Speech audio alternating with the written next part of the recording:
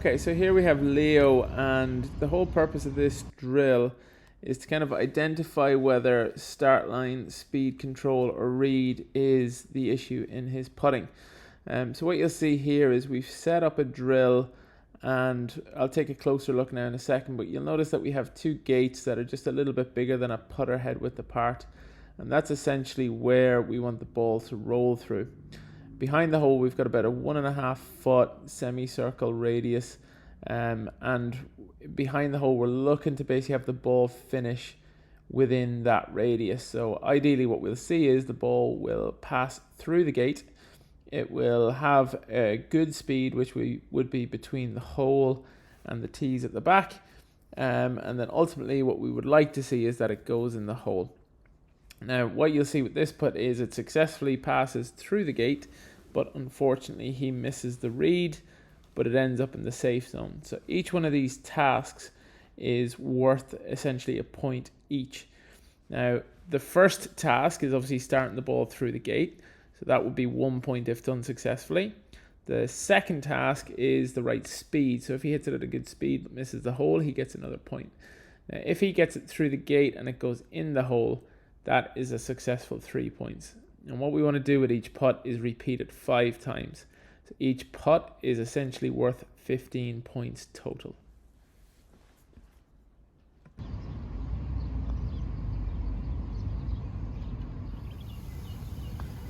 Okay, so our next part to this putting drill is a little bit more skill based rather than necessarily being technically perfect. So, for example, the last drill, we're obviously clearly identifying a fairly distinct start line and a fairly distinct pace for the balls to go in the hole. But with this drill, we call it high-low putting. Essentially, what we're trying to do is create a little bit more skill-based approach to it. So, high-low putting, essentially what you will do is instead of having 2 tees as the gate, you want 1 tee to be right in the middle of where you would have had that gate. And what we're going to try and do is, first of all, putt below the tee at a very firm pace, which you'll see in video number 1.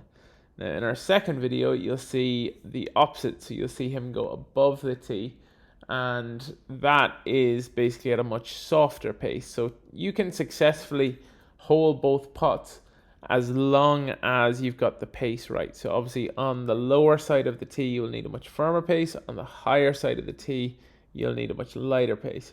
Now, the one word of warning I would give here is make sure that you pick a putt that has a reasonable amount of break on it. If you have a very, very small amount of break on the putts, this will be a very difficult drill to do as you won't be able to get around the tee.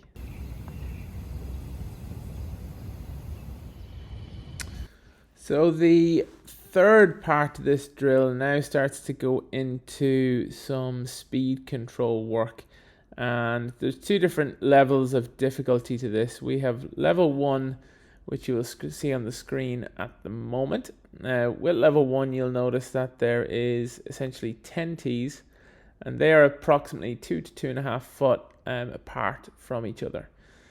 And behind the hole, you'll notice there's an alignment stick, and that alignment stick is somewhere between 1 foot and 1.5 foot, depending on how difficult you want to make this drill. Now, the idea is very simple. You're going to hit 2 balls from each tee. If a ball goes into the hole, you will make a birdie. If the ball finishes between the hole and the alignment stick, you make a par. And if the ball finishes over the alignment stick, you make a bogey. Now, if the ball happens to finish short of the hole, you will receive a double bogey. So that is part 1 of this drill. And that will be the easier of the kind of 2 parts to this drill. Now, the more difficult part you'll see in the second phase of the video. And you won't see a lot of difference in the video itself, but if you look closely on the ground, what you'll see is there's certain tees that are basically pulled out of the ground. And essentially what you're going to do is the exact same drill, but instead of going in distance or sequential order, you are going to pick tees at random. So instead of going T1, T2, T3, you might go to T6, then back to T1, then back to T10. And essentially you're going to hit the same putt, but just in a more random order. Your goal is to shoot the lowest score you can based on the scoring provided.